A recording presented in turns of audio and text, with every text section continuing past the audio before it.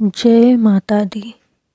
माता भुवनेश्वरी की कथा सुनने मात्र से ही घर में सुख शांति बनी रहेगी। आइए सुनते हैं आज नवरात्र के तीसरे दिन माँ भुवनेश्वरी की कथा। माता भुवनेश्वरी एक सिंहासन पर विराजमान है। उनका वर्ण उगते हुए सूर्य के समान सुनहरा है, जिसमें से सूर्य के समान ही तेज निकलता है। अर्थात माता भुवनेश्वरी में कई सूर्यों की शक्ति निहित है। इनके सिर पर मुकुट है, जिस पर चंद्रमा सुसज्जित है। वह केस खुले हुए हैं। माता रानी ने लाल व पीले रंग के वस्त्र धारण किए हुए कई तरह के आभूषण पहने हुए हैं।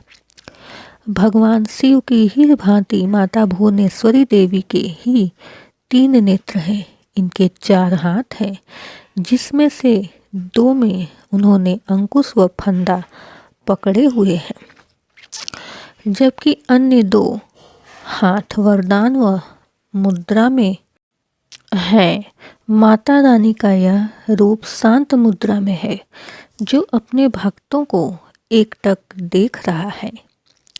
माता भुवनेश्वरी की पूजा करने से भक्तों के पुत्र प्राप्ति की कामना पूरी होती है। जिन भक्तों को संतान प्राप्ति की इच्छा है, वे मुख्य रूप से माता रानी के इस रूप की पूजा करते हैं।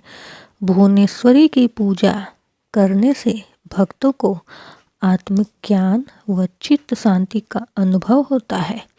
माँ भुवनेश्वरी हमें जीवन के 5 तत्वों का मूल समझाती हैं तथा ब्रह्मांड में हमारा क्या महत्व है, इसके बारे में जागृत करती हैं। माता भुवनेश्वरी में सूर्य के समान तेज है, जिससे उनके अंदर अथाह ऊर्जा है। उनकी पूजा करने से हम अपने शरीर के अंदर एक अद्भुत ऊर्जा का संचार महसूस करते हैं, जिससे काम को तीव्र गति से करने की प्रेरणा मिलती है। माँ काली महाविद्या की पूजा मुख्य रूप से गुप्त नवरात्रों में की जाती है। गुप्त नवरात्रों में माता रानी की 10 महाविद्याओं की ही पूजा की जाती है, जिसमें से सर्वप्रथम महाविद्या काली की पूजा करने का विधान है। माता भुवनेश्वरी को शाकंभरी व शताक्षी नाम से भी जाना जाता है। समस्त ब्रह्मांड की जननी होने के कारण इन्हें राजेश्वरी व जगत जननी भी कहते हैं। इन्हें माता पार्वती का भी रूप कहा जाता है। भाद्रपद माह की शुक्ल पक्ष की द्वादशी तिथि को माँ भुवनेश्वरी जयंती मनाई जाती है, जिसका विधान है कि इस दिन माँ की विधि पूर्वक पूजा व पाठ करने से माँ अपने भक्तों को मनवांछित फल की प्राप्ति कराती हैं।